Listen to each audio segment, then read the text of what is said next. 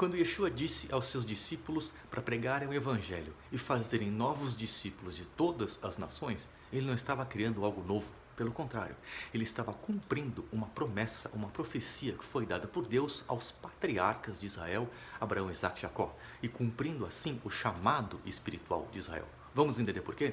Eu sou Fábio, eu tenho um instituto que se chama Essência Judaica do Novo Testamento, estou colocando no site para você verificar. Lá eu forneço todos os elementos, conceitos necessários para que você conheça o Novo Testamento mais a fundo, pois se trata de um livro judaico. Vamos ler rapidamente 5 versículos, 3 do livro de Gênesis, 1 de Atos e 1 de Gálatas. Gênesis 22:18, Deus falando com Abraão: em tua descendência ou semente, em hebraico zerá, serão benditas todas as nações da terra. Deus falando com Isaque, Gênesis 22:6, e multiplicarei a tua descendência, a mesma palavra zerá, como as estrelas do céu, e lhe darei todas estas terras. Por meio dela, ou seja, sua descendência, serão benditas todas as nações da terra. Deus falando com Jacó, Gênesis 28:14, por meio de ti e da tua descendência, novamente zerá, serão benditas todas as famílias da terra. Atos 3:25, Pedro está discursando para os judeus no templo que foram celebrar Pentecostes. E vós sois os herdeiros dos profetas e da aliança que Deus estabeleceu com vossos antepassados. Ele declarou a Abraão: por meio de sua descendência, todos os povos da terra serão abençoados.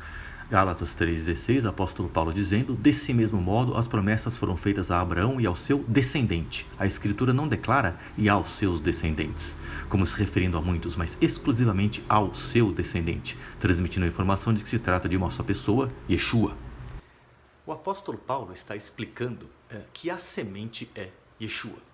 A semente que está no livro de Gênesis, descendente de Abraão, Isaque e Jacó. Através desta semente, todas as famílias da terra seriam abençoadas. No hebraico bíblico, a palavra semente, zerá, ela não tem plural, ela é um coletivo singular. Então o apóstolo Paulo está explicando em Gálatas que esta semente é Yeshua. Não existem várias sementes e assim somente apenas uma.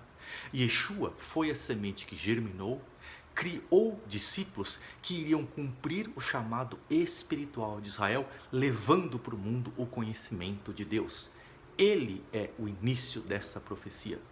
Porém, a segunda parte desta instrução é muito esquecida. Ele diz para os seus discípulos ensinarem tudo aquilo que ele os havia ensinado. Yeshua ia toda semana na sinagoga. Toda semana naquela época, assim como hoje em dia, existia uma porção da Torá a ser lida, uma porção dos profetas a ser lida. Na época em que Yeshua falou isso, não existia Novo Testamento. O Novo Testamento começou a ser escrito 20 anos após a época de Yeshua. O que Yeshua tinha para ensinar aos seus apóstolos naquela época era a Torá, os profetas e os demais escritos.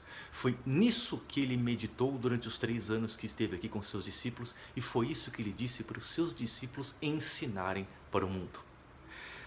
Eu espero que eu tenha esclarecido essa questão do que é o chamado espiritual de Israel cumprido em Yeshua e o que Yeshua pediu para os seus discípulos ensinarem para todas as nações no mundo. Ok? Obrigado por ter visto esse vídeo. Um grande abraço, até a próxima. Shalom.